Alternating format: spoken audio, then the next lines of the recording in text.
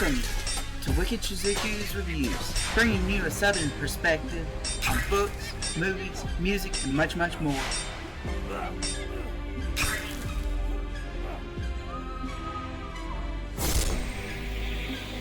Stick around for a while, you just might hear something wicked.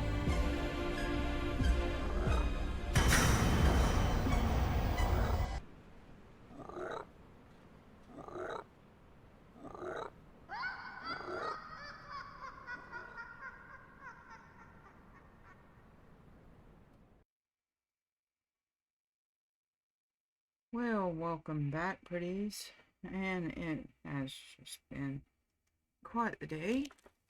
Fix my camera. So sorry, I'm not quite ready. But this is episode 10 of Thoughts on News, since there's been quite the veritable shitstorm going on in the media. I haven't been paying a lot of attention to it, but yeah. We shall go to it in just a moment. I will get my screen share and copyright text ready for you. Okay.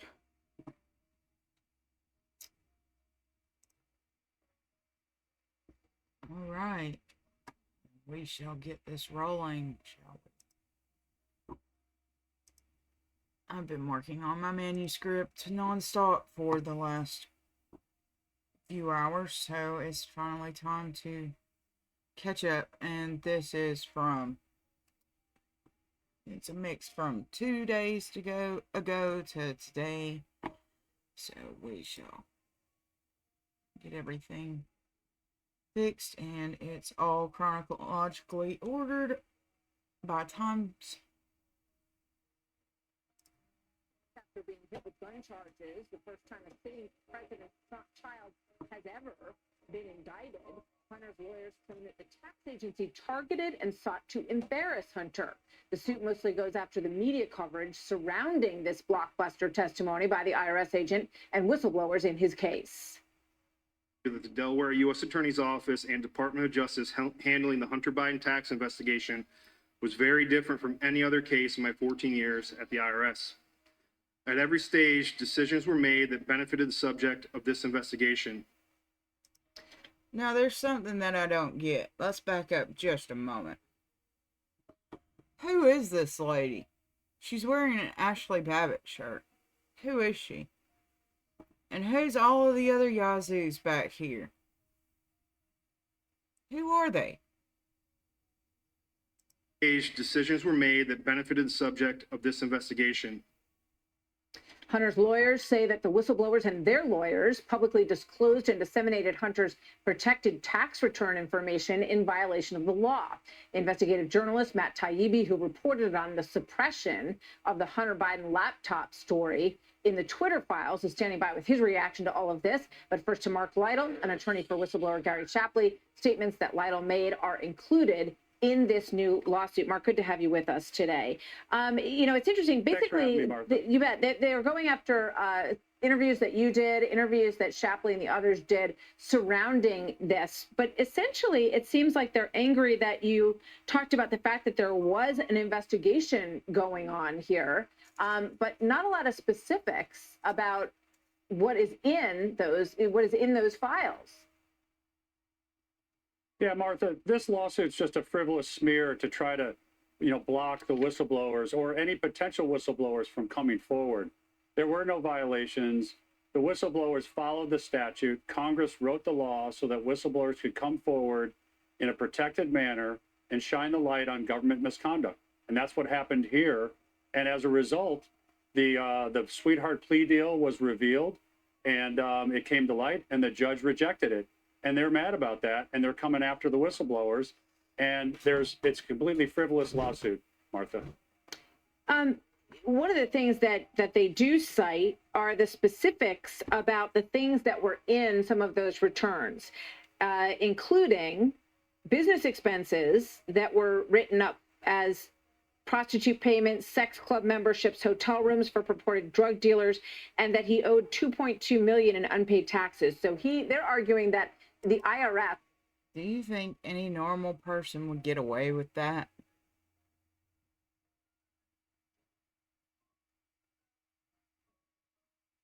IRS, and I should point out they're suing the IRS, not you or your client, but that the IRS was improper to allow that information to get out. Well, they're just flat out wrong, Martha. I mean, all of these facts were legitimate disclosures and protected under the statute passed by Congress. It allows people to come forward who are in possession of private, confidential taxpayer information and to disclose it to Congress so that they can look into misconduct and abuse, and in this case, by the Department of Justice, particularly by U.S. Attorney, now Special Counsel Weiss. And there, as the agents who are experienced agents testified that there were numerous, it just confirms there are numerous steps in the investigation where it was slow walked, where steps that could lead to President Biden were stopped and blocked, and that search warrants weren't. Question. Who is this kid? Who's this kid here that Hunter's holding? By which mother? Which child is this? Can we get some answers to that? Followed through with, and ultimately this plea deal, which was really an embarrassment and obviously to the judge, got thrown out. One of the biggest things here, though, is the fact that the Biden attorneys have tried to attack this. They've written letters to the Department of Justice to try to criminally prosecute these great and brave agents. That was rejected. They're in their own documents. It says that Leo Weiss rejected that. And then ultimately they tried a motion to seal documents based on these same arguments in front of Judge Noriega. And then she rejected that as well. Right. Well, we saw what happened in that courtroom. Thank you very much. Mark Lytle, good to have you with us today. Hey, Sean Hannity here. Hey, click here to subscribe to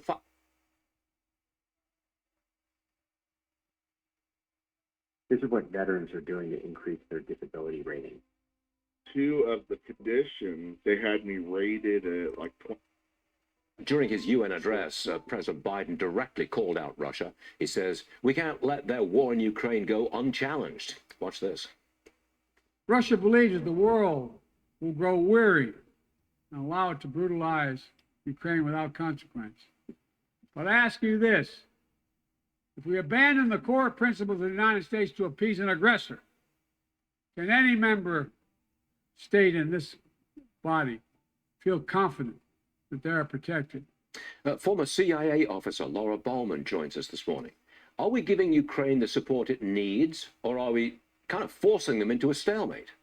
Good morning. We're giving them the aid that they've needed so far. They desperately need more advanced air defense missile systems. Imagine if the United States were engaged in trench warfare for about 10 miles either way, spanning from Miami to New York. That's the distance that Ukraine is dealing with. And also, while Kyiv is relatively sheltered, Odessa and the ports along the Danube River are not. This is important to us. Why? Because it's a critical element of the international food supply chain. So if we don't protect those ports and we don't protect the ability for Ukraine to get that grain out, human beings are going to go hungry. I get the impression that America wants a stalemate. How about you? The United States does not want a stalemate. I understand why you say that, because Ukraine is facing, in terms of gaining U.S. support, they're facing production challenges in the United States, mixed political will to continue supporting them to the level we have, and also concerns, and probably valid concerns, that we don't want to escalate. So if we send weapon systems that have longer range, could we end up in a bad situation like the market bombing, which happened recently when evidence suggests Ukraine used an outdated Russian system that didn't have perfect aim, and unfortunately many civilians were killed. All right, I'll move on to a different subject. During his UN speech, the president did not mention Taiwan, not at all. Yeah. Now, Nikki Haley, Republican candidate for the presidency, she was on the show earlier and she responded to what the president said, missing out Taiwan. Roll tape. Not only would I mention Taiwan, I would mention the fact that China had a spy balloon going over us. I would mention the fact that they've killed more Americans than the Iraq, Afghanistan, or Vietnam wars combined. I would mention the fact that they steal $600 billion of intellectual property from us. I'd mention the fact that they're putting a spy center off our coast in Cuba. There's a lot I would mention. That's what she would say if she were president at the UN. Right, Laura, do you think Biden is afraid of mentioning Taiwan? I think Nikki Haley is absolutely right in terms of the facts she just outlined. The question then becomes, at what moment is the time to really go aggressive outwardly, or be a little more subtle in language? I was just speaking with an ambassador to the United States from China's neighborhood, and he said, look, we're all united in constraining China. They're a real threat. They're also extremely sensitive to overt criticism. Culturally, they want to save face. And so we need to balance how overt we are and how subtle we are. I think China was there implicitly in the president's speech. I too may have been a little more direct in some of my statements if I were his speechwriters, but I do think that China was put on notice that, hey, not just the United States, but the entire world is watching your buddy, your dictator friend in Vladimir Putin. So in that way, China was addressed. Unfortunately, Russia, China, India, Britain, France, Security Council, they weren't there. Laura, I'm sorry, I've got to go. Totally out of time. You know how that is. Thanks very much. Thanks, I do. Thank you. It's always a pleasure.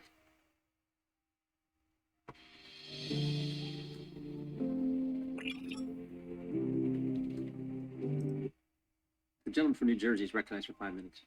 Thank you, Ms. Okay, I just can't. Everybody, please. Ketchup or be considered baby tomatoes squished.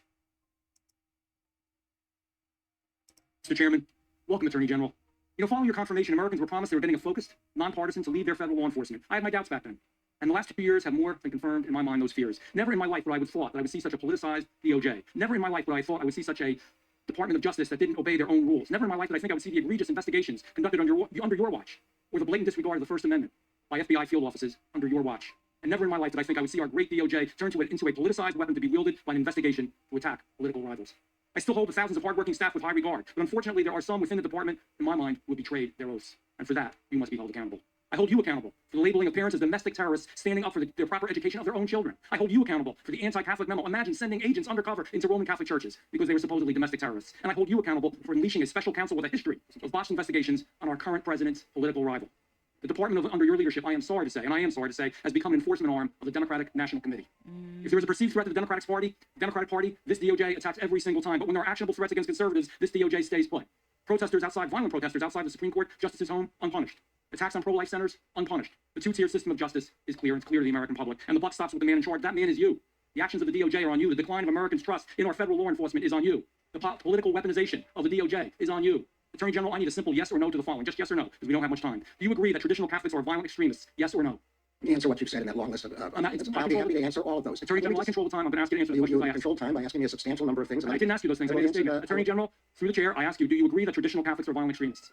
I have no idea what the traditional means here. Let me just go to church. May I answer? But the idea that someone with my family background would discriminate against any religion is so outrageous. It's so absurd. Mr. Attorney General, it was your FBI that did this. It was your FBI that was sending, and we have the memos, we have the emails, we're sending undercover agents into Catholic churches. Both I and the director of the FBI have said that we were appalled by that memo. So then you agree that they're not extremists? We were appalled by that memo. Are they extremists or not, Attorney General? I think that. Are they extremists or not, Attorney General? Everything in that memo is. Are they extremists or not? I'm asking you a simple question. Say no if you think that was wrong. Catholics are not extremists. No. Was anyone fired for drafting and circulating the anti-Catholic memo?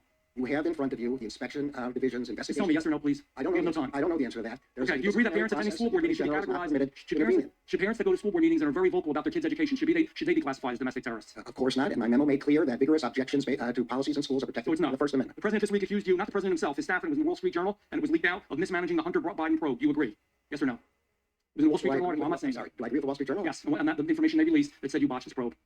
I think I've dealt with the Hunter Biden investigation the way I told you. Mr. Chairman, I yield my remaining time to you. I'm Steve Ducey. I'm Brian Kilmeade. And I'm Ainsley Earhart. And click here to subscribe to the Fox News YouTube page to catch our hottest interviews and most compelling analysis.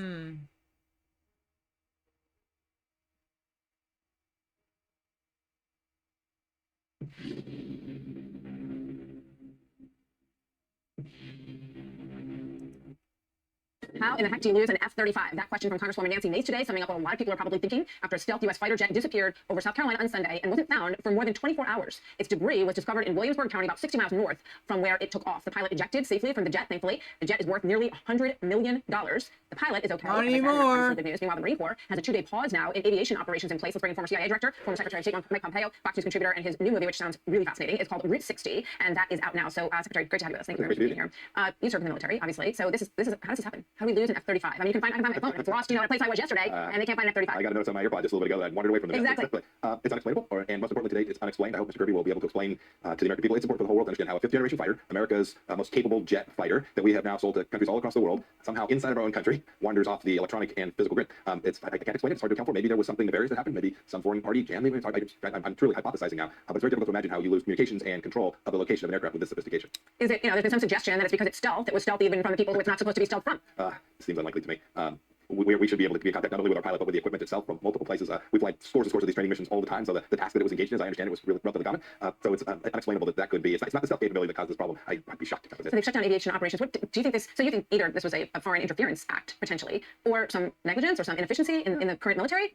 Things break, equipment breaks, and that happens all the time in training. That's why we learn it. That's why we fly these hours to learn about the capabilities and where the risks are and where the gaps are. So it could be as simple as a mechanical electronic failure, but we need to know the answer to that. Clearly, the armed forces are worried about this as well, since they've not just responded by saying, "Hey, we figured it out," but rather by grounding the fleet. I suspect that's the wise thing to do to keep all of our pilots safe and people on the ground safe. We were very blessed that this landed where it did. I hope they not only get to the bottom of it, but they put a articulable, reasonable response to us that is accurate, reflects what really happened here. It's important for our national security that our adversaries know we know what happened here as well. Let me ask you this before I let you go. The president spoke today at the UN. He spoke in a little bit about China.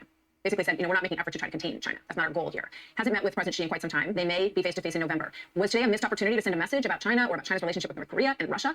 I certainly think so. Today on the world stage, he didn't make clear that he's going to protect every American from the threat from the Chinese Communist Party. That threat's not just in the Taiwan Strait, which he didn't discuss either, if I heard it all correctly, but he didn't talk about the threat it poses us here at home, whether that's through propaganda, through social media, whether that's espionage operations, right here in the city that we're sitting in. They're running a police station, harassing American citizens of Chinese ethnicity. The president didn't speak much about this. He simply said, can't we all just get along? I think that's a real mistake. If you're trying to deter the Chinese Communist Party, you need to make clear the objections that you have to their behavior, and you need to make clear to them the responses that you intend to undertake if they don't begin to conform to the basic norms of national requirements. What do you think the goal is here? Because he also said, he's not interested in decoupling from China. He wants to de-risk, right? So they're all about, and you see it with their interaction with Iran as well, lowering the temperature, stabilizing the situation. So that's their foreign policy. That's the way that they are going about this. So the question is, where does that lead? I mean, maybe that's a good idea. Maybe it does de-escalate. What do you say? Well, I would just suggest this. They tried to de-escalate the Iranians. They're still trying to kill lots of Americans and wipe Israel from the face of the earth. They attempted to de-escalate in Afghanistan. 13 Americans killed. In Afghanistan, we have a war in Europe. Appeasement just begets risk for the United States. And so I think it is a failed effort to say, well, can't we all just get along when the Chinese Communist Party knows that's a message that says we can walk all over America. All right, I just have a couple seconds, but your movie I'm very interested in called Route 60, about one of the most fascinating highways in the history of the world. I was just in this area recently. Tell us about the movie real quick. So we walked with the historic biblical road, Route 60 in Judea and Samaria. We walked to places that Americans can't often get, and it was really lovely. I told the stories from the New Testament and the Christian perspective. Ambassador Friedman told the Old Testament stories from an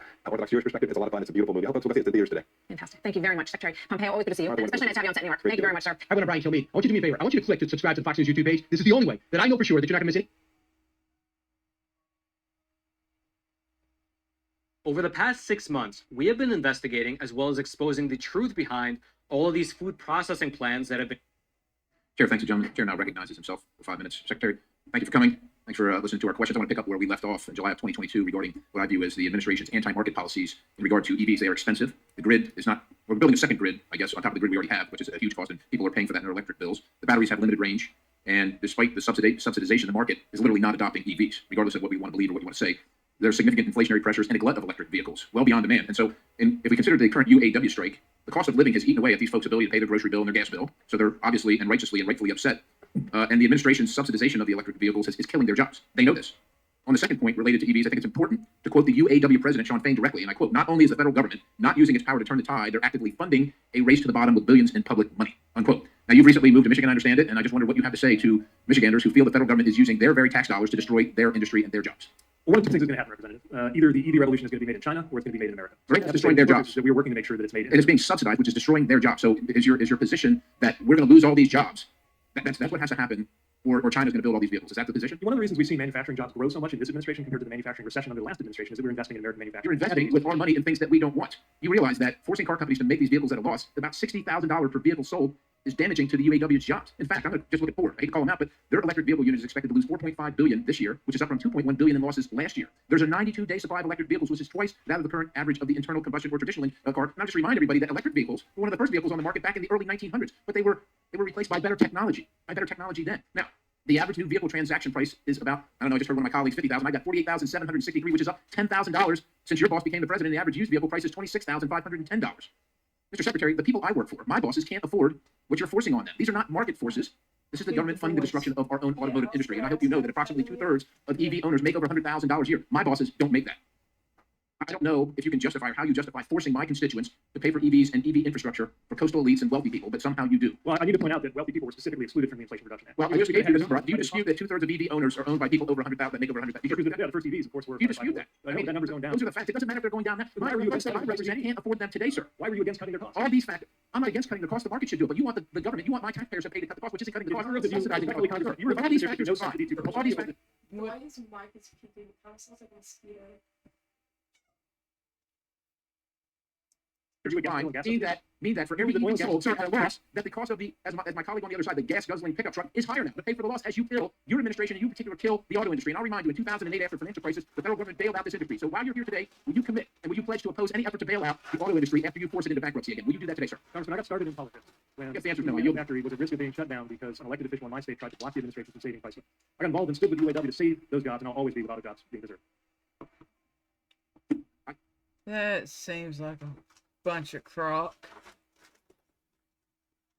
Did you know that you can create your own free, endless water supply using only the air around you? Well, you can. Let's bring in Forbes Media Chairman Steve Ford. How much people that claim head of the UAW said he doesn't believe that billionaires should even exist. But this is of Joe Biden's making, and the automakers have gotten on board with this force of you have to make electric vehicles, and the UAW's existence is at stake. Well, the fact of the matter is they can't go all EV. The technology's not there. Ripping up the earth to get the minerals to do it is not there. The grid can't handle it. So it's a fantasy, but it's a destructive fantasy. And the fact of the matter is, Musk has shown with Tesla, he can make a good car, a better designed car, better than Detroit can. And so they're going to bankrupt Detroit. Already, Detroit's become a virtual war to the government, having to do things they normally wouldn't do. The normal market for EVs would be about 10 or 15%, nowhere near 100%. So if they go through any kind of a big increase in the contract, they're going to destroy the industry. They're going to have to bail it out again. See, let's talk about that because you wrote a column on how Washington and the UAW, how they're ruining the auto industry and how the chaos will stem and does stem from Biden's utterly unrealistic demands to abandon fossil fuels and make this transition to EVs. So again, you have the UAW, you have Washington, and you have the auto companies actually not pushing back and fighting back on these EV mandates for almost $4.5 billion, and they're not going, time out, Mr. President. We want to go a different direction. They just kind of take it lying down. Well, it's like going against Tony Soprano in terms of when Uncle Sam, whose life he holds in your hand, says we got to go in a direction. And certainly a lot of the media, a lot of people out there say this is the way to go. They haven't done a real environmental impact statement of what would happen to the environment if you went all alternative fuels like the windmills. Or solar panels to see that the people don't want them. And this all goes back. Washington's been undermining the auto industry for years, going back to mileage standards. They wanted us to use less fuel, so instead of putting in a gasoline tax, which the Europeans did, tax is not popular here, thank goodness, they put in mileage standards, which ended up totally pretzelizing the industry in terms of they had to turn out a lot of cars that they lost money on to meet these standards, and so they had to bet everything on SUVs and heavy-duty trucks. So when that market gets in trouble, boy, they saw in 2007, 2009 what happened. Now they're doing it again. Those SUVs are the lifeline, and Biden wants to take away their lifeline. They can't afford these losses. Yeah. So who's going to bail them out? We the taxpayers. Well, Tony Soprano, but Ford and GM and Stellantis Jeep, they're getting $100 bills shoved in their boxer shorts and in their G-strings by this government, like that $9 billion loan that Ford got. They're all in bed together, and we're not bailing them out. You're going under. You're not going. We are not giving you another dime. You're going under. GM still owes us $11 billion. No more. No more. Goodbye. I don't care. No more. And that's why after 2024, the way you bail out the industry is removing all of these crazy regulations, let free enterprise reign, and the industry will recover. Remember, back in the late 70s, early 80s, they're all on the financial ropes, but they got their act together, epitomized by what Lee Iacocca did with Chrysler. They became competitive. You look at the South, where foreign car makers have plants, they do very well in this country. We're buying free enterprise. So let's look at this because it looks like 80,000 new agents wasn't enough for the Biden administration. A watchdog report says the IRS is looking to hire an additional 3,700 tax enforcers who will go after high-income earners. And that could mean those making under $400,000. But the kicker is, the agency has no clear way to define who a high earner income, who has a high earner income, and who doesn't. So can we expect audits now on the horizon, Steve? Oh, you know it's going to happen. When you're reports, you're going to get. Oh, I never knew they existed. But the fact of the matter is, the money's going to be in the middle class. When people with real big incomes, you don't think Bill Gates doesn't have lawyers figuring out how to cope with this crazy code. But if you're a business person, small business, middle income earner, the IRS comes and says, we think you did this, that, and the other thing. You have the resources to effectively fight the IRS? No. So they say, hey, Duffy, we'll settle for $1,000, even though you may not have done anything wrong, and we'll get off your back. So it'll be, again, Tony Soprano-like extortion. I don't know why they just don't put him in the White House the way it operates. Well, exactly. Great to see you, Steve. Thank you so much. I'll just point something out.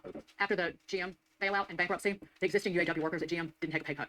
Did not take a pay cut. The taxpayers bailed out the UAW as much as we bailed out GM. Where's our money? I want it back. So you want it back? They'll give you a discount on a car. No, they won't. Maybe. We're buying Toyotas from now on. Thank you, Steve. Good to see you. Thank you. Quote, Mr. Weiss has full authority to bring cases in other jurisdictions if he feels it's necessary. That was your response, Attorney General, to Senator Grassley's question on March 1st, 2023. Just referenced it when Mr. Bishop was questioning you. Only problem is he'd already been turned down by the U.S. Attorney in the District of Columbia, Mr. Graves. So he didn't have full authority, did he? I had an extended conversation with Senator Grassley at the time. We briefly touched on the Section 515 question and how that process went. I've never been suggested. It's real simple, Mr. Garland. You said he had complete authority, but he'd already been turned down. He can't bring an action in the District of Columbia, and the U.S. Attorney there said, no, you can't. And then you go tell the United States Senate under oath that he has complete authority. I'm going to say again that no one had the authority to turn him down. They could refuse to partner with him. They could not. You do whatever your language refuse to partner is turning down. It's not the same under a well-known Justice Department practice. Here's why the statute of limitations question is important, and Mr. Bishop was getting at just a few minutes ago. Here's why it's important. You let the statute of limitations lapse for 2014, 2015. Those were the years with the felony tax charges where Hunter Biden was getting income from bereavement. Here are 4 facts that I think are so important. Hunter Biden was put on the board of bereavement, made a lot of money, got paid a lot of money over those years, $2 million. He wasn't qualified. Fact number 2, he wasn't qualified to be on the board of bereavement. Not my words, his words. He said he got on the board because of his last name. The brand, as Devin Archer said when he was under oath that we deposed him. Fact number 3, bereavement executives told Hunter Biden, we're under pressure, we need help. Fact number 4, Joe Biden goes to Ukraine, leverages our tax money, American people's tax money, to get the prosecutor fired who was applying the pressure.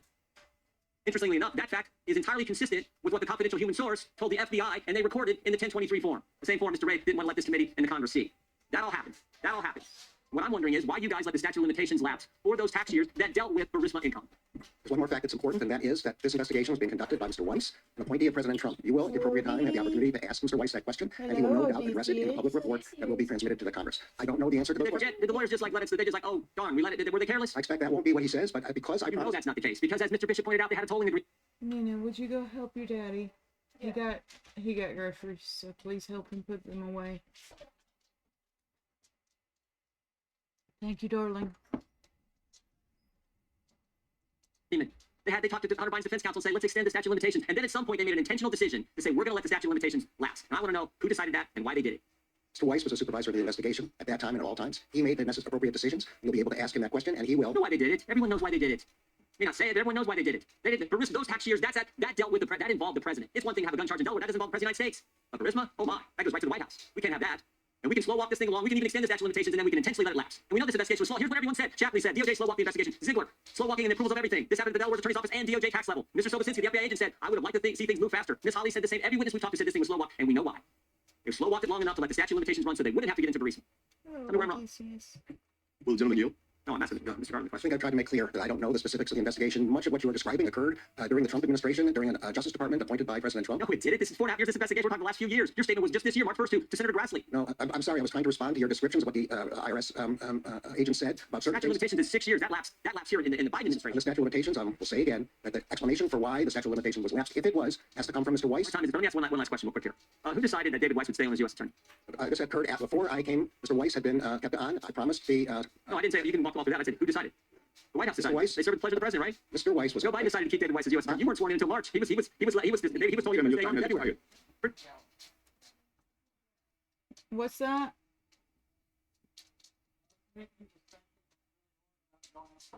Oh doodles. Bad doodles. He was deciding that he might go on an adventure. Hey, Odysseus. One me Odysseus.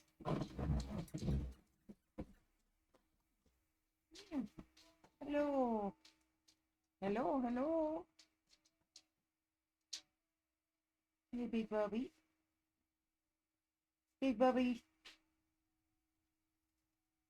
Big Bubby Odysseus. Oh. Okay, go.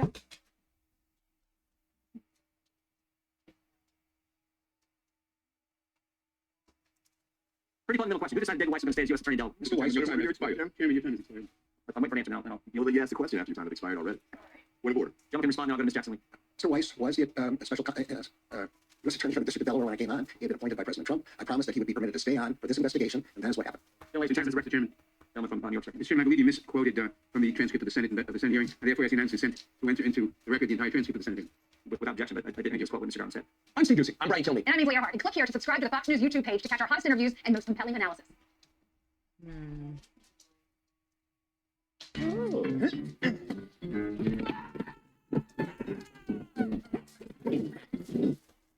Welcome back live from inside the Capitol this morning as we examine the extent. Hey, Yeah. these were open, so I didn't know. Yeah, those are fine, but the ones on the top shelf need to go. These were on the bottom. Okay. Yes. And let the boys out, Did they please. seal back up? Hmm? Did they seal back up? Oh, okay. It's okay. Let the boys out.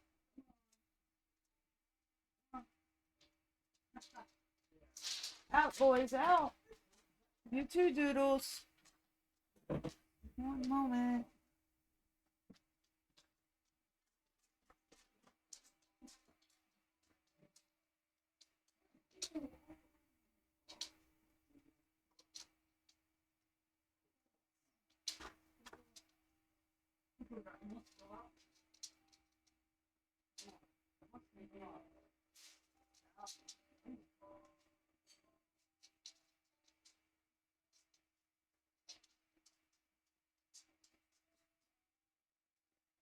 Mean girl. Mean girl.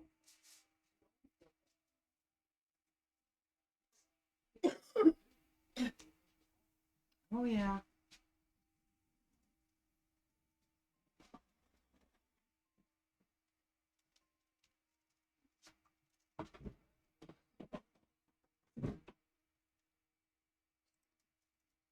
Of President Biden's involvement in his family's overseas business deal. Amidst charges of bribery, money laundering, influence peddling, the president continues to deny he had any knowledge of his son Hunter's business, despite witness testimony to the contrary. Joining me right now with your expert insight is the New York Post columnist Miranda Devine and Peter Schweitzer, the president of the Government Accountability Institute. Miranda is the author of The Must-Read Laptop from Hell. Peter is the author of Must. Okay, everyone. Think, and catch up.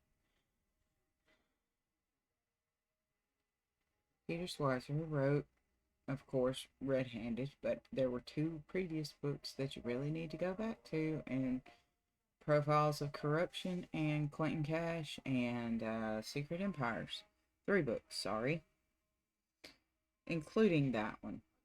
Miranda Devine's, while good, I would actually go to MarcoPoloUSA.org and read the actual Biden laptop report done by Garrett Ziegler. It's more detailed, even though I don't like it due to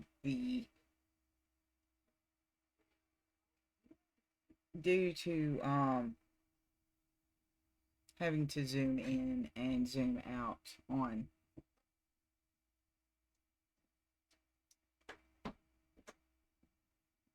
Hey, honey. I was telling her, yeah, I need to lose some weight. I can't eat all these chicken. That's not that. But Taters are getting expensive. yeah, I'm not used to having this. It's kind of like you're not used to not having. I'm not used to Yeah. being so thin, and you're not used to having so much weight on you. Yes. Har har. I think that's why I like balances.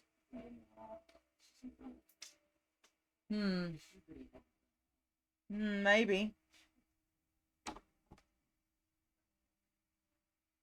Walk more.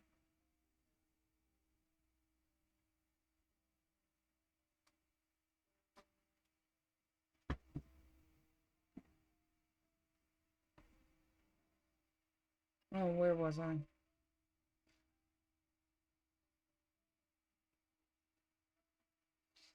But if some tend to recall, Tucker Carlson had an interview with Tony Bobulinski, and Bobulinski said to President Biden's brother, that Joe Biden would have all type of, he would get excused for all of it because of plausible deniability. So take that into account, and plausible deniability in any situation, because he cannot testify. He will not be able to testify. He's not competent enough to, at least the real one. And where is he? You know, they had the guy in the clown suit dancing for, the other day. Certainly could not have been President Biden. Different walk. Read, red-handed, both are best-selling authors. Thanks very much for being here. And Peter, I want to kick things off with you with something that is not being spoken about very much, but you're well aware of this $5.2 million discrepancy in Joe Biden's tax returns. What do you know about this? Yeah, well, what we know is that Joe Biden has an LLC called Celtic Capri, through which he runs his money. And on his 2017 and 2018 tax returns, he said on his tax returns that he had $12.6 million in income during those 2 years. Flash forward to 2019, when he runs for president of the United States, he fills out a form for the Office of Government Ethics, a financial disclosure. During those same 2 years, he says on this form that he only had $7.4 million in income. That's 40% less than he told the IRS that he had. What accounts for that $5.2 million discrepancy? It's during the same time period. It's the same entity. I certainly think one possibility is in 2019, when he fills out that form to run for president, there's a lot more scrutiny than there was when he was filing his taxes back in 2018. Well, we have been saying that the president continues to deny any involvement in this, but the House Republicans tell us that the entire family has collected money. So what about this? Can the president continue to say, I don't know what my family made. I have nothing to do with any millions of dollars that my family may have been paid from foreigners. What do you think, Peter?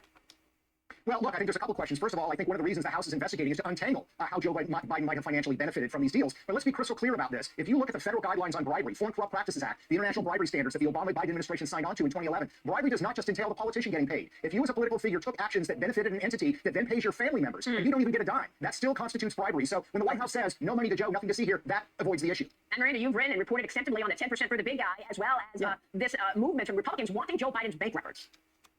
Yes, and look, Maria, the irony, what Peter was just saying about family members, is that when Joe Biden was going to Ukraine as vice president and lecturing them about corruption, one of the new statutes that they were bringing in was that it was going to be bribery for family members of officials to receive money. So it's amazing that the US State Department and the vice president were demanding from Ukrainians things that Joe Biden doesn't even abide by himself. And I think the hypocrisy was not lost on the Ukrainians. Miranda, do you believe that this inquiry will give the Republicans more tools to investigate a deeper probe?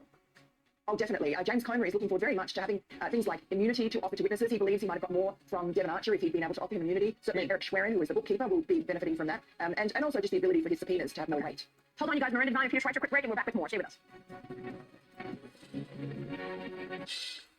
Welcome back with Miranda Devine and Peter Schweitzer. Miranda, we've been hearing lots of attacks and criticism about Merrick Garland and whether he's tipping the scales with all of these charges against Joe Biden. But there's an article in the Journal this morning saying that now the relationship is deteriorating. What can you tell us?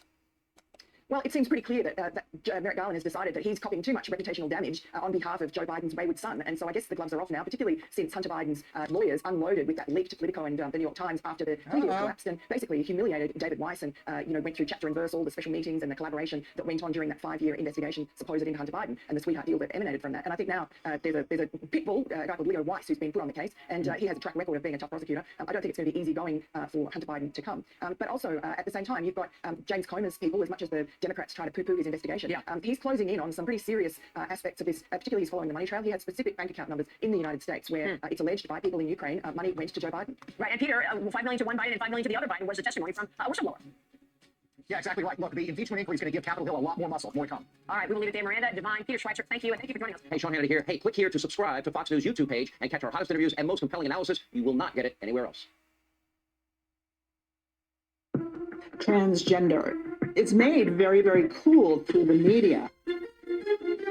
Through TikTok, through Reddit, through Tumblr, through Instagram, through Facebook, through Twitter. The gentleman before is recognized 5 minutes. I guess I'm just wondering, Mr. Attorney General, has anyone in the department told President Biden to knock it off with Hunter? I mean, you guys are charging Hunter Biden on some crimes, investigating on others. You got the president bringing Hunter Biden around to state dinners. Has anyone told him to knock it off? Our job in the Justice Department is to pursue our cases without reference to what's happening in the outside world. Okay, just yes or no. Have you done that? Is what we so it's a no? No one that I know of has spoken to the White House about the Hunter Biden case. I'm wondering this. Okay, I got it. So Hunter Biden is selling art to pay for his $15,000 a month rent in Malibu. How can you guarantee that the people buying that art aren't doing so to gain favor with the president? The job of the Justice Department is to investigate criminal allegations. We have information. Investigating this? I mean, someone who bought Hunter Biden's art ended up with a prestigious appointment to a federal position. Doesn't it look weird that he's become this immediate success in the art world as his dad as president of the United States? Isn't that odd? I'm not going to comment about any specific. Not going to comment, not going to investigate. So Hunter Biden associate Devon Archer told us that Hunter sold the appearance of access to then Vice President Biden. Are you confident he has stopped doing that?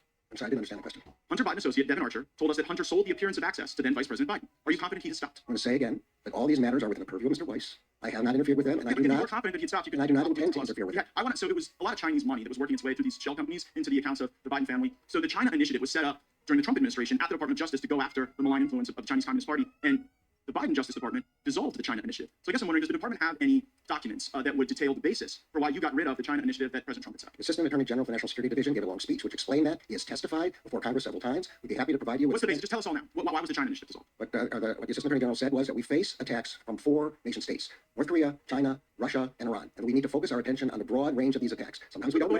Are you saying that North Korea has the same malign influence risk to the United States as the Chinese Communist Party? Are you trying to represent there's some parity there? Because here's what it looks like. It looks like the Chinese gave all this money to the Bidens, and then you guys came in and got rid of the China initiative, and it was successful. Like, I saw one rationale that you guys got rid of the China initiative because it was racial profiling. But one of the people you convicted was a guy named Charles Lieber, who was a Harvard professor taking $50,000 a month to do China's bidding and give him whatever research was being done. Are you aware of the millions of dollars that moved through Rob Walker's shell companies from Chinese Communist Party entities into Biden's family bank accounts? Are you aware of that?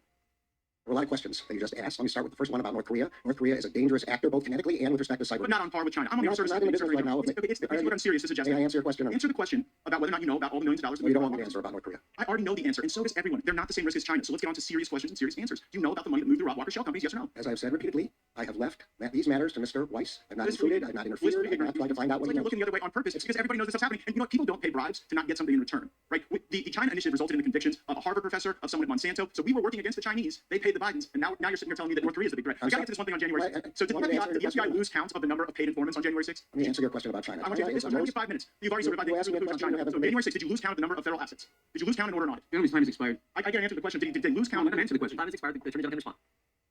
China is the most aggressive, most dangerous adversary the United States faces, and we are doing everything within our power to rebut that, to stop that, to prevent their invasions, both kinetic, and through cyberspace. And we will continue. If someone gave that answer in your courtment when you were a judge, you would tell them they were being non-responsive, and you would direct them to answer the question. Order, Your Honor. Answering the witness.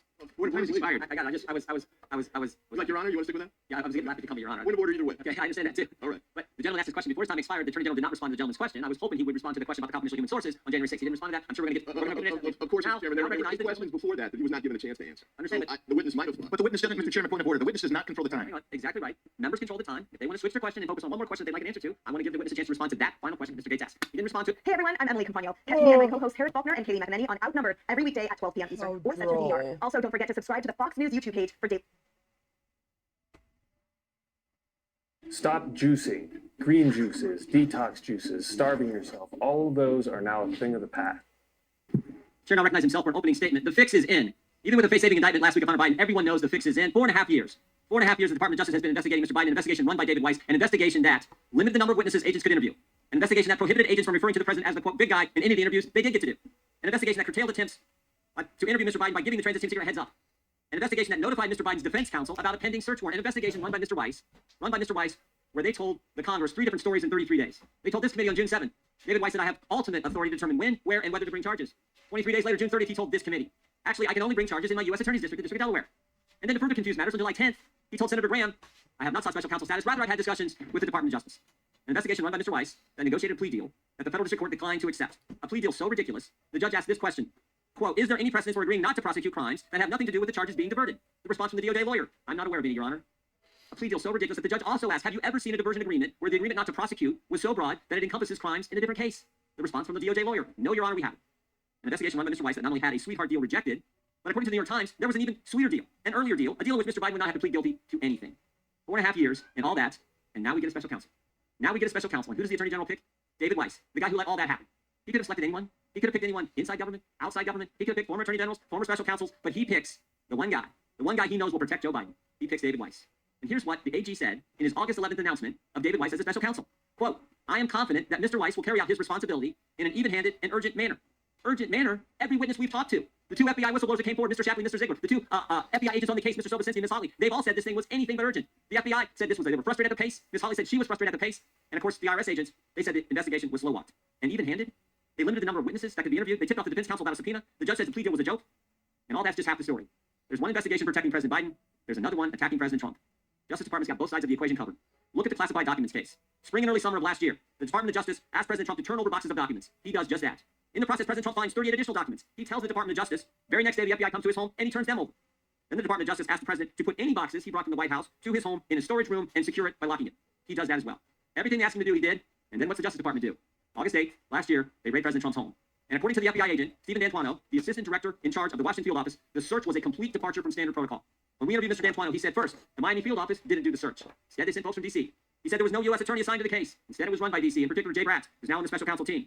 He said the FBI didn't get President Trump's counsel's approval before they did the search. And then Mr. D'Antuono told us he had recommended that when the FBI got to Mr. Trump's home, President Trump's home, they contact his counsel, wait for him to get there and do the search together. Of course, the DOJ said no. And then who does the Attorney General name as special counsel in that case? Jack Smith, the guy who a few years ago was looking for ways to prosecute Americans, targeted by Lois Lerner and the IRS, looking to prosecute the very victims of the weaponized government, the weaponized IRS. Jack Smith, the guy who prosecuted Governor McDonald, only to have the Supreme Court overturn that prosecution in a unanimous decision. That's the guy that the Attorney General of the United States selects as special counsel. And you wonder why 4 out of 5 Americans believe there are now 2 standards of justice in our great country. Mr. Garland, I anticipate a number of questions on these 2 investigations. Later in the hearing, I expect from Republicans you will also get questions about the many other concerns the American people have with the department. The school board's memorandum, treating Catholics, a memo that said pro-life Catholics are extremists. The Fifth Circuit decision, great decision, on the Department of Justice and other agencies censoring American speech. And of course, the FISA law that's up for reauthorization this year, and how that process has been abused and infringed on the rights, privacy rights of the American people. Americans believe that today in our country, there is unequal application of the law. They believe that because there is. Republicans committed to making that. This is what veterans are doing to increase their disability rating. 2 of the conditions, they had me rated at like 20%. They were more severe. What's your open experience? To go back to where we started today, there's nothing that's worse for parenting than there's nothing that's worse for parenting than parents of young children using drugs. Whether the drug is alcohol, or cannabis, or or meth, or heroin, it is terrible for parents. I mean, it leads to abuse, neglect, it leads to poverty, it leads to terrible outcomes. And I don't know how you stop that, but one of the things when you consider whether you're going to set up a world where drug use is sort of allowed / encouraged / commercialized is the effect on young kids. It's a really good question. And I, as a person who believes that freedom is one of the most important things, I also come from a perspective where, I'm in a different place in life than I was when I was 20. And what would I be like when I was 20 if heroin was legal? What would I be like if cocaine was legal? What would I have done? There's a reality that if you open the gates now and you say, now all of these drugs are legal, we're going to regulate them, and the way to stop fentanyl coming in these tainted cocaine is to sell pure cocaine, and it'd actually be better for everybody. I don't believe it. I truly don't believe it. I don't think the problem is the tainted drugs. I think the problem is that drugs just eat people. I think there's both of those things. But what I was about to say is, if you did do that, you would undeniably have a certain amount of people that are going to get addicted that never would, a certain amount of people that are going to lose their lives that never would, a certain amount of violent actions, car accidents, people. Well, there's always the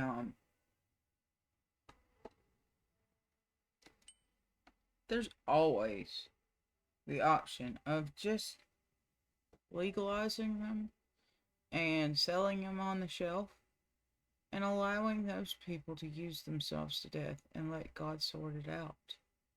Who are we to judge? Eh? And it's no one's place to judge me except for him. So piss off. On meth and heroin and drugs and coke, and they're gonna do wild shit. Yep. And people are super unpredictable when they're fucked up on drugs, and you're gonna have real problems. And that's also true. But would more people do it if it was legal? I think you're right. I think more people would try it, but eventually not.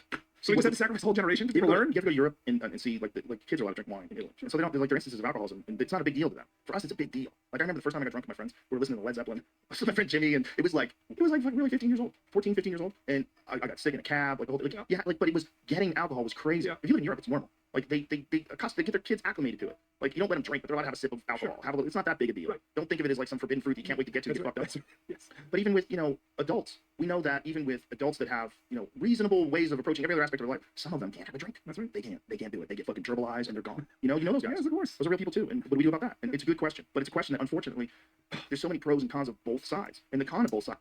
Well, they had the Prohibition and the 18th Amendment, which that didn't go well. The 18th Amendment, and then it was reinstated as the 21st Amendment because they discovered it was a really bad idea. Elizabeth K. Stanton. No matter how much you wanted to go into the bar and bust it up with a hatchet, didn't work. Is crazy because you're empowering a gigantic criminal enterprise. That's crazy, and that was prohibition. That was the thing that was going on in America. They didn't stop people from drinking whiskey, but they stopped them from drinking good whiskey. They were making moonshine, and that was what NASCAR was created for. Yeah. They were trying to run away from cops. They developed hot rod cars to run away from cops, and they said, we should race these motherfuckers. They just got a fucking racetrack in a circle. Yes. I mean, that's literally how NASCAR started. And it's kind of amazing, but it's just.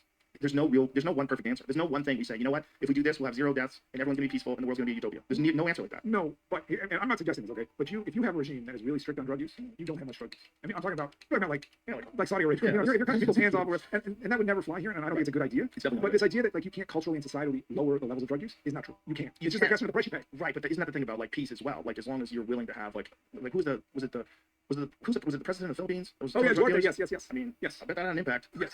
I mean, I wouldn't recommend it, but I bet it worked to a certain extent. That's right. No, so there's just this idea that the drug legalization lobby has very successfully argued that basically you can't manage the amount of drug use in a society. You just have to manage the consequences, and that is demonstrably untrue.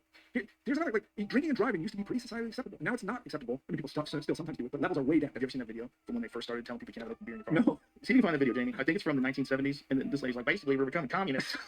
Because this guy's like, you work all day. It'd be nice if you could have a beer on your way home. It's crazy. These people are advocating for openly drinking in their cars. That's right. You can change your behavior and attitudes. Well, that's a wild one. That's a wild one. People want to be able to just fucking booze up all the time. Listen to this. Well, I mean, can you at least just wait until you get home? Okay? That's all we're asking. Just at least wait until you get home. You start getting confident and start taking put in hard day's work, 11, 12 hours a day, and they get you through it, and at least you ain't 1 or 2 beers. We can't drink when you want to. Maybe, yeah. You have to wear a seatbelt when you're driving. Pretty soon we'll be coming. That's when Trump got his first light bulb. I think he's gonna be president. That guy didn't even like his accent. I underdid it. Yes, he was over the top. Yeah, but the baby next to the lady right there. They just carry babies around. Put him in there.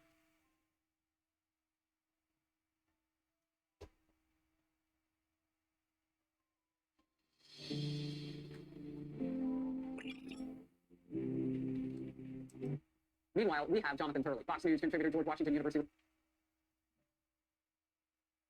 law professor and constitutional law attorney. It is so great to have you in focus. You want to talk about a hot seat? Merrick Garland is in today, possibly the longest day of his life, just in terms of how it must feel. The hot points and the most important things that struck you so far.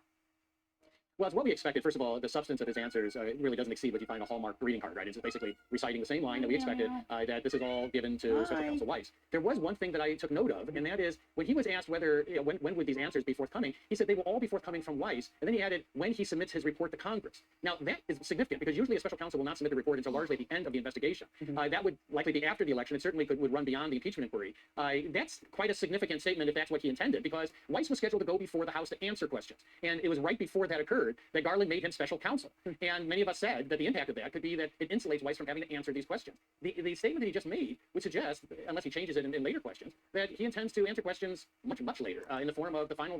Well, here's a really good question, Mr. Turley. How am I going to form this?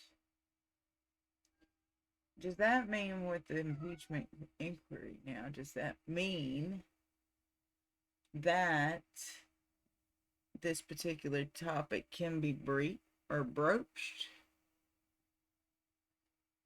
Just wondering.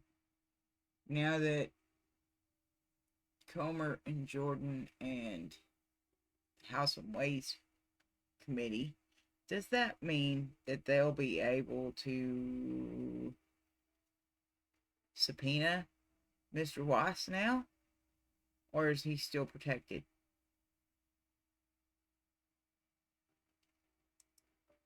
Report given to Congress. So how would you describe that in terms of what Republicans are trying to do? Is that the ultimate block mechanism? Is it something else? This is going to get very serious very quickly, because this is not just an oversight question. You now have an impeachment inquiry in the field. Part of that inquiry is whether there was an abuse of power, an abuse of office, whether there was influence that benefited the president's son. If the Attorney General is saying we're not going to answer any questions until the issuance of a final report by the Special Counsel, that's not going to satisfy Congress. They have to get answers as part of their impeachment inquiry. So this is going to set up a heck of a confrontation if that is indeed the intended meaning that that answer has for the Attorney General. And it better set up some fire, right? Because the American people need to know what they need to know before they vote. And if what you're saying is those very critical questions that had to do even with national security, whether or not a president, then Vice President Joe Biden, would have been part of a constellation, including his son Hunter Biden, where access was gained, where favors were done. What Congressman Matt Gaetz is what he said is so true. You don't give money. You don't do business with people anticipating that you'll get nothing in return. No one does business like that. Otherwise, it's called a favor or a gift. And I don't know if you're doing gifts and favors with the places that were listed for those suspicious activity reports, China, so on and so forth. I don't know if we're in the business of giving stuff away as a country, then Vice President Joe Biden and his son. So if those allegations are not looked at before a voting public goes in November 2024, what should that mean to the nation? Well, I think that is really the problem here. The polls show that the American people not only have a record low of trust in the Department of Justice under Merrick Garland, but they also believe the president was involved in these business arrangements. Now, we don't know for sure, but that's certainly the public perception. What the Attorney General is doing today is only going to magnify those concerns with many in the public. And, the backup argument here that is being put forward by many in the media is that, yeah, they were selling influence and access, but it was just an illusion. So what that means is they're saying that all these corrupt figures were chumps, that the Bidens fleeced, that they thought they were buying influence and access, but they really didn't get it. Well, how do we know, right? That's the point of the impeachment inquiry. Now, what the Attorney General's position here is they got to go ask Weiss, but then he suggested Weiss isn't going to give you any answers until the final report. Right. Well, that's not going to go over well with this Congress. Look, you said we don't know what happened between the president and his son, and there's 20 phone calls that have come into evidence now where Hunter Biden was on the line with business associates. The then Vice President Joe Biden was on the other end of that line, reportedly, according to them, talking about the weather. And so until you can basically get the transcripts of those calls, the only evidence you have is that that's a lot of calls with your son, with foreign business people on the other end. And then you just take a look at the timing of the calls, who's visiting the White House, and you can start to put together a tapestry of things that you can overlay on what you know to be facts, but you're still going to need to know the texture of those phone calls, the words that were said. Well, your best time to get that is when people are feeling pressure. And you can bet Hunter Biden is feeling some pressure right now. Joe Biden feeling some pressure, very low in the polls, political pressure. But now, potentially, they won't be able to press in. Well, I think that the frustration of Congress is they are pursuing these questions. I mean, this business about, they just talked about the weather. They were on a speakerphone in Cafe Milano, one of the most popular places in Washington. It would not be a call where you said, okay, exactly what do you want me to give him a quid pro quo? The point of these calls for critics is that it's to show that the vice president at that time is just a call away. And what the House is zeroing in on is which is also, what Archer said, was that on one occasion, these Ukrainians said, we've got to do something with this guy Shokin, the prosecutor. And the response was, we're going to make a call to D.C. That's what the type of thing that the House is pursuing. Who did the call go to? Why did they make the call at that time? 5 days later, Vice President Biden had his famous ultimatum to fire Shokin. So they have to pursue those questions.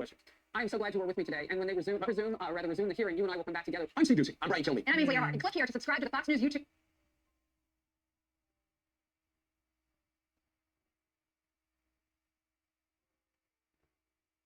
Over the past 6 months, we have been investigating as well as exposing the truth behind all of these food processing plants that have been. President Biden addressing tensions between the United States and China yesterday in his speech at the United. So obviously, nobody's even asked the question yet. Well, Hmm.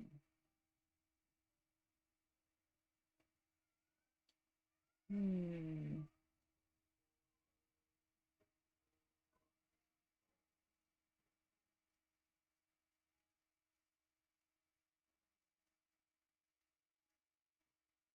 United General Assembly. That's what he said. When it comes to China, I want to be clear and consistent. We seek to responsibly manage the competition between our countries so it does not tip into conflict. I've said we are for de-risking, not decoupling with China. We'll push back on Let's aggression and go, intimidation with them over the Brandon. road. Yes, he's been consistent calling China a competitor Let's instead of an go, adversary. He also Brandon. made no mention of Taiwan in his speech this year at the UNGA. Fox News White House correspondent Jackie Heinrich asked National Security Council spokesperson John Kirby about it yesterday. Why? I did not hear a specific mention of Taiwan in the president's speech. Why was that? I think what you heard from the president was a pretty fulsome explanation of how we were looking at the broad challenges around the world, and in particular the Indo-Pacific. Taiwan is certainly an issue that is tense. It's an issue where we don't always see eye to eye with the PRC. He's made clear our position on tensions across the Taiwan Strait, and how we don't want to see that devolve into conflict. Joining me right now is Vice President of Foreign Policy for the Heritage Foundation, Deputy and National Security Advisor under President Trump, Victoria Coates, back with us. It's very good to see you. Thanks for being here. How would you assess the Biden speech to the UN General Assembly yesterday regarding China?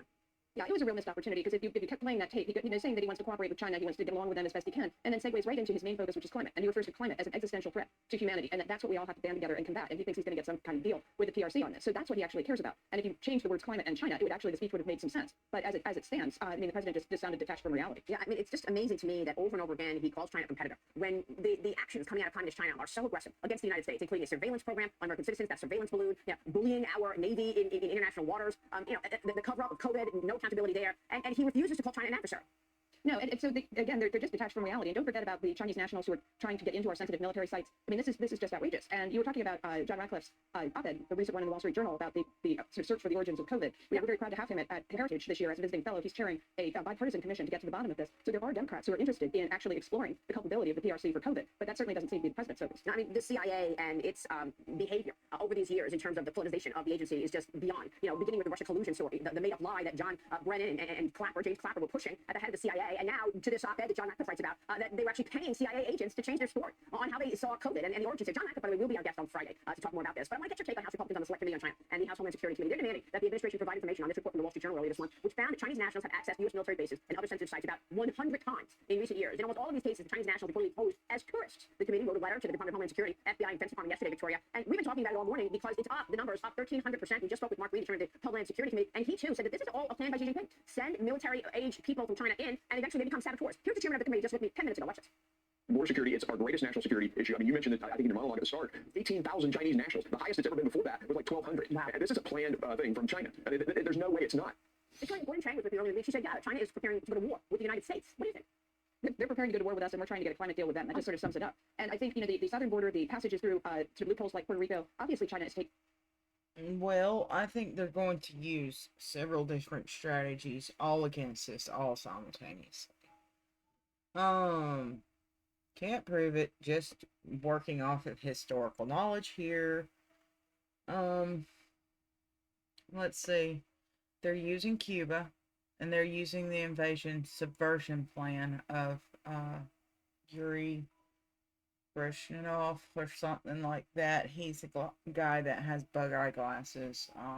Pretty famous 2-hour lecture of him in a blue suit, talking about subversion and how psychological operations and whatnot work. So you have that. Taiwan is pretty much just going to be a land grab. But also, at the same time, you have Peter Zahan saying that their entire workforce and their military force is at the age limit. Meaning that most of them are about to retire. So, this is like their last hurrah. So, expect them to use the Andalusian Islands of Alaska and whatnot. The Coast Guard needs to be up on their duties. Let's see, who else might be at risk. I would say the entire state of Washington and Oregon kind of need to start cleaning up their act, because they're going to start coming in through real estate and whatnot there. They're going to start filling up those cities, and they're going to push out the people on the street. If you watch a anime called Paranoia Agent, they're an example of what happens to homeless people.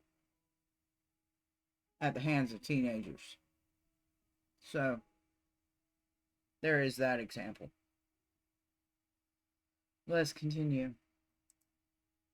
Taking full advantage of this administration's policies to bring these people in. But what's really outrageous is what another one. They'll also probably cut off our common medications. You've probably heard all of the freaking influencers screaming about get antibiotics. That's like a fire sale and whatnot. You're just making yourselves targets. Just saying. You know, when the shit hits the fan, there's going to be the scavengers.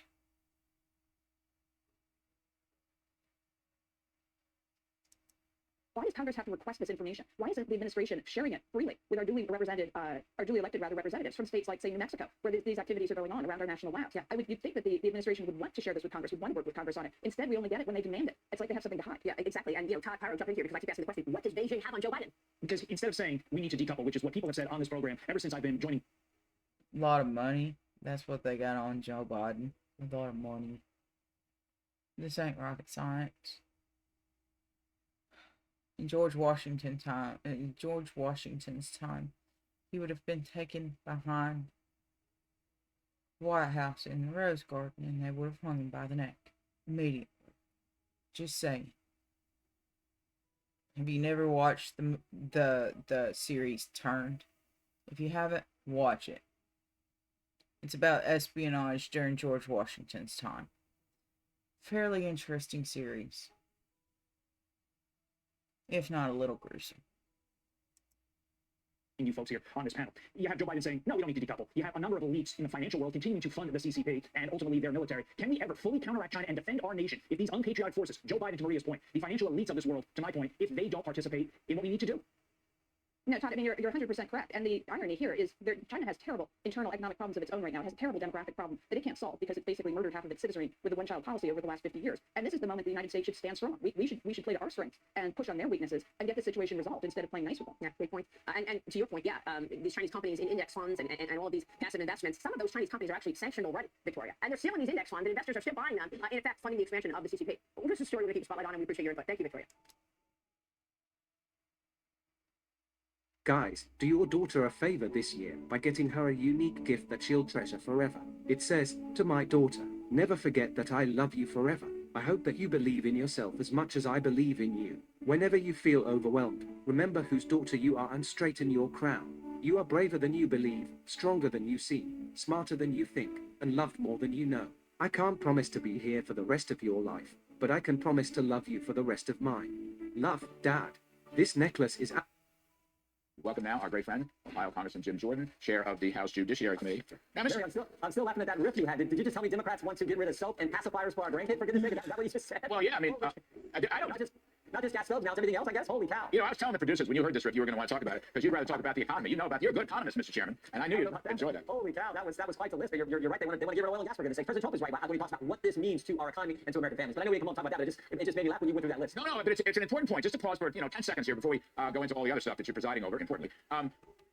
Refined petroleum products and related products permeate, Jim Jordan, the entire economy. Yeah. Very few people understand the importance. And it affects every kitchen table, every pocketbook issue there can be. And like I said, egghead economists want to exclude food and energy. You can't do that because food and energy comprise, for God's sakes, what we do. All right? And et cetera, et cetera. You've got to have the energy to produce everything else, not just those list of products, but the energy to produce all the other things. Energy is at the heart of it all, and that's what the left attacks, which is it's just crazy. No, you're right. You're dead right, sir. Anyway, Chairman Jordan, I just want to, there's a bunch of things I want to raise that's up on your website. You've got a big hearing, I guess, tomorrow with Merrick Garland and some other matters as well. But last night, Jamie Comer, was on Laura Ingraham and mentioned that, this Hunter Biden lawsuit against the IRS, which is somewhat amusing, you could say it's his father's IRS, is really an effort to intimidate the IRS whistleblowers and presumably any other whistleblowers that happen to pop up. And I just wondered, Mr. Chairman, what you thought about what Jamie Comer said.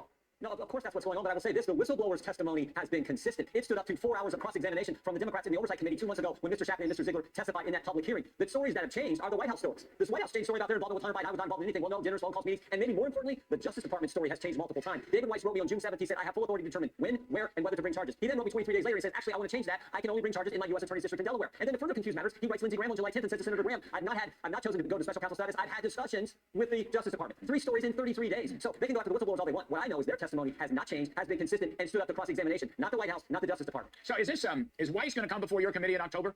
Sure is. They told us. The Justice Department said he would come testify publicly. We said, okay, here's the date. We expect you to be there. We'll see if he honors that. My guess is Attorney General Garland will get a few questions about that tomorrow as well. But we'll see if he honors the commitment the Justice Department gave to us. We also, though, would want to talk to a number of witnesses before that October 11th date. And we put that list out there. We talked to 2 of the 11 thus far. Well, are you also going to make sure that he doesn't sit there and say, I can't recall, or plead the fifth?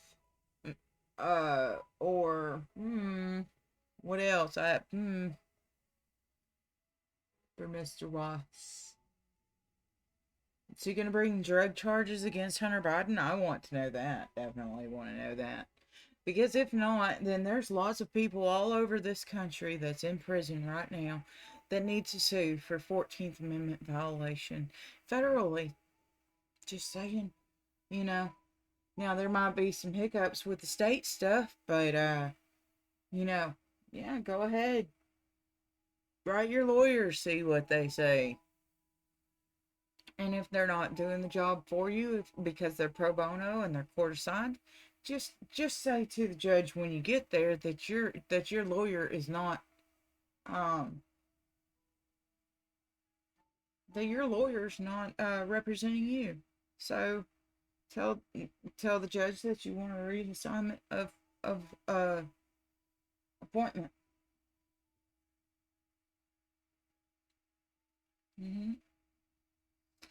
It's what you do if they're not representing you. So, let's see what else Mr. Jordan has to say to Kudlow. And they have basically backed up everything Mr. Shapley and Mr. Ziegler told us as the whistleblowers who came forward as the IRS agents who worked on the Hunter Biden case. I mean, I would just, following this as we have tried to, and you've been so gracious with your time on the show, Mr. Weiss, now the special prosecutor, or whatever he is, he's got quite a lot of explaining to do. He's not only changed the story, but he put together this phony deal that gave blanket immunity. Now he's coming back and he's indicting Hunter Biden, but we don't think it's going to go after the international transactions, which is really very much a part of Hunter Biden's story. And that story, Mr. Jordan, is very much a part of Joe Biden's story.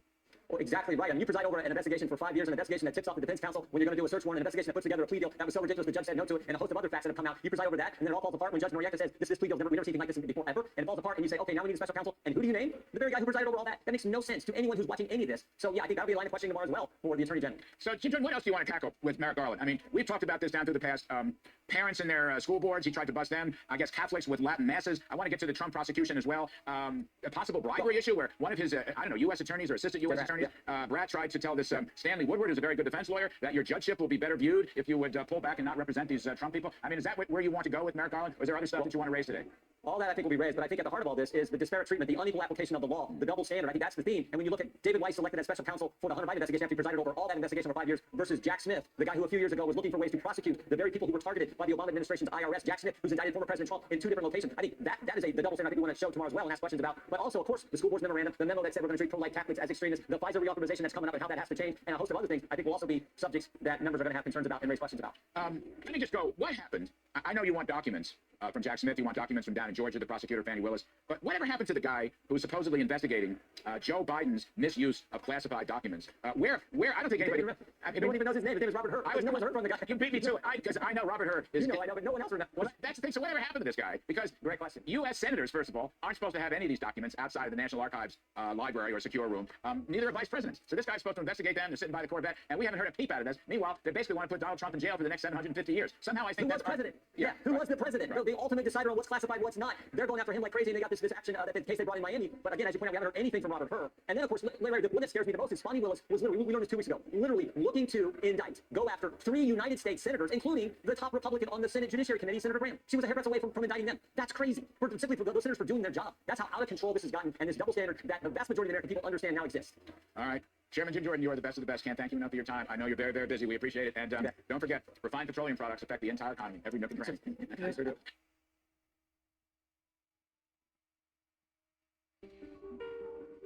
Do you think you'd be happier as a boy? No. I rise to put the leadership of the House, the Senate, and the President of the United States on notice. I will not consent to any expedited passage of any spending bill that provides any more American aid to Ukraine. It's as if no one has noticed that we have no extra money to send to Ukraine. Our deficit this year will exceed $1.5 trillion. Borrowing money from China to send it to Ukraine makes no sense. It's not as if we have some sort of rainy day fund sitting around, trillions of dollars, a pile of money, we're just going to send that to Ukraine. We're going to borrow it. When we borrow it and create new money to pay for that borrowing, we create the inflation that is plaguing our economy. Since the beginning of Russia's war in Ukraine, the American taxpayers provided Ukraine with $113 billion. Over the 583 days of war, between February 24, 2022 and the end of the month, That averages $6.8 billion per month, or $223 million per day. There's a lot of things that we need to fix in our country before we borrow money to try to perpetuate a war in another country. When will the aid request end? When will the war end? Can someone explain what victory in Ukraine looks like? President Biden certainly can't. His administration has failed to articulate a clear strategy or objective in this war, and Ukraine's long-awaited counteroffensive has failed to make meaningful gains in the east. With no clear end in sight, it looks increasingly like Ukraine will be yet another endless quagmire funded by the American taxpayer. That's why public support for the war is waning. A CNN poll from August shows that a majority of Americans now oppose Congress authorizing additional funding to Ukraine.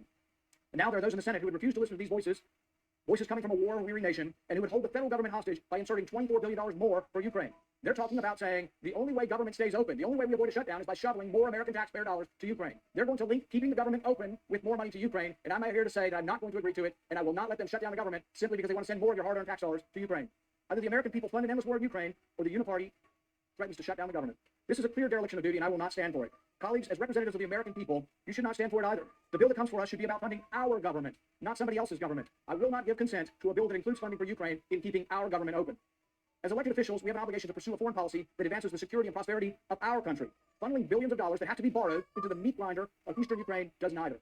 The longer this conflict continues, the greater the risk that miscalculation or purposeful escalation draws the United States into direct conflict with Russia. Russia's military may have a bloody nose, but Moscow still maintains the largest nuclear arsenal in the world. Let's not pretend that the U.S. involvement in this war comes without risks. If that's not bad enough, we lack effective oversight mechanisms to ensure that the hard-earned American tax dollars don't fall prey to waste, fraud, and abuse. For over a year now, I have been asking for a special inspector general to make sure they're not stealing our money. We've had one in Afghanistan, and he and his team of economists and technicians have overseen and found billions of dollars worth of waste that they've saved. We need the same thing in Ukraine, a special inspector general to make sure they're not stealing our money. When that has come before a vote in the Senate, the majority party in here says, no, we just want to spend the money. We don't care. Some Republicans have gone along with this as well, and they have voted against an inspector general. It is a terrible abuse of our spending authority to spend money overseas in a war and not make sure that they're not stealing it. So in addition to the colossal cost of the war, we end up paying a corruption tax. Ukraine is one of the most corrupt countries on the planet, maybe second only to Russia. Corruption runs deep in Ukraine, and there's plenty of evidence that it has run rampant since Russia's invasion. As President Zelensky landed in New York earlier this week, we learned that corruption concerns in Ukraine's Ministry of Defense resulted in the firing of 6 deputy defense ministers. This comes 2 weeks after the firing of Defense Minister Alexei Reznikov, who was removed after it was discovered that the Ministry of Defense had mishandled military contracts. Last month, Zelensky fired all 24 regional military recruitment chiefs because they were, quote, involved in illegal activities, including enrichment. Last October, we learned that U.S. shipment of grenade launchers, machine guns, rifles, bulletproof vests, and thousands of rounds of ammunition were ending up in the hands of criminal gangs and weapons traffickers posing as humanitarian organizations. And what did the Senate do? They voted against a special inspector general to make sure they're not stealing our money. What are we doing? Is this fair to the American people? Millions of Americans are struggling each day to make ends meet. Millions of Americans are struggling to provide for their families and put food on the table. Can we honestly look our constituents in the eye and tell them that this is a good investment of their dollars? Some say the war in Ukraine is a fight to save democracy. But those who say that need to be honest with themselves. Ukraine is far from a shining example of democracy.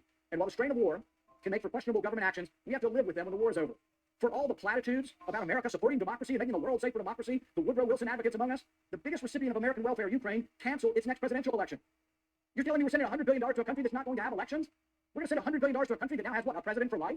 I say, oh, well, we could, but it's difficult. Does anybody remember the American Civil War, where 600,000 people died and yet we didn't miss an election? They've canceled the presidential election. We should cancel our aid as a response. This is not the only concerning development in Ukraine. Despite Zelensky's charm offensive this week, his actions also deserve scrutiny. Citing national security concerns, Zelensky has banned Orthodox churches oriented towards the Russian Orthodox Church and has ordered Ukrainian law enforcement to raid churches and arrest priests. He has banned the political opposition. How do you have a democracy if you're not going to have elections? Yeah, but do they have a constitution that says freedom of religion, sir? If not, they are not privy to the same rules that we have. We have freedom of religion, speech, press, address grievances. Oh, I'm forgetting one in there somewhere. Sorry. Too sleepy. And I've reshuffled my schedule just a tad. So, trying to get used to the new schedule. And you banned the opposition. He suspended 11 political parties, including the Opposition Platform for Life, the second largest party in Ukraine's parliament and the one which held 44 seats. He has attacked free speech by banning opposition media and increasing his government's regulatory power over journalists. Hardly sounds democratic to me. Earlier this year, he signed into law a bill that allows Ukraine's State Broadcasting Council to regulate all media in Ukraine. The council can impose mandatory orders, fines, restrict content from search engines, and even outright suspend media outlets without a court decision. Hardly sounds very democratic to me. If you wish these actions that sound like the actions of an authoritarian regime, if you suspect these do sound like an authoritarian regime, you're right. This past July, a Swiss intelligence report observed, quote, authoritarian traits in Zelensky as he tries to push the mayor of Kiev, Vitaly Klitschko, out of contention for Ukraine's 2024 presidential elections. Citing martial law, Zelensky stated that those elections will not take place. Martial law, no elections, banning opposition party. This is where your $100 billion has gone, and they're not done. We don't have the money. The money's being borrowed. We borrow the money from China to send it to Ukraine. In 2021, Zelensky fired multiple government officials, including his prime minister, for investigating a Ukraine oligarch who just happened to be a key backer of Zelensky's presidential campaign. The United States placed sanctions on this oligarch for his involvement in significant corruption, and earlier this month he was finally arrested. Clearly, Ukraine and the regime are not paragons of democracy. But this is not just about what Ukraine is or is not with respect to government. This is about American interests and our national security. Every day this war continues is another spin of the roulette wheel with another chance of it stopping on Armageddon. And we are paying for the privilege. We cannot continue with business as usual. We cannot continue to put the needs of other countries above our own. We cannot save Ukraine by dooming the U.S. economy. And we certainly cannot save Ukraine by fighting a war with Russia. As we go further and further into debt, we become weaker. It's not just that this is not helping our national security. The very threat to our national security is our debt. The more we send money overseas, the more we deplete our munitions, the worse things get. No matter how sympathetic we are to the Ukrainian people, we must put the American people first. And to that end, I encourage my colleagues to oppose any effort to hold... Okay. Stop juicing. Green juices, detox juices, starving yourself. All of those are now a thing of the past. So Russell Brand, No, I'm going to withhold my judgment on this particular topic. No, I'm not giving a opinion for or against. I want to see how this one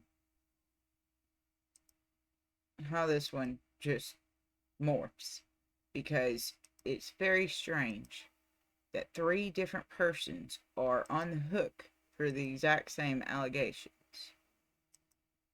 So, yeah, I'm going to leave it there for right now, and I have to go and make dinner for the fam. So, I will come back with episode 11 in a little while after I get done with my domestic goddess duties. We shall finish tidying up here for a moment.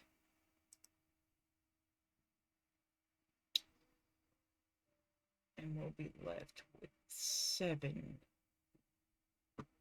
for episode 11, I suppose.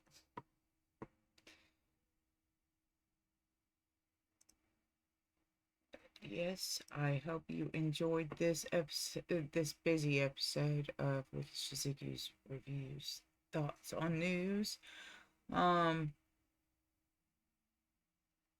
So,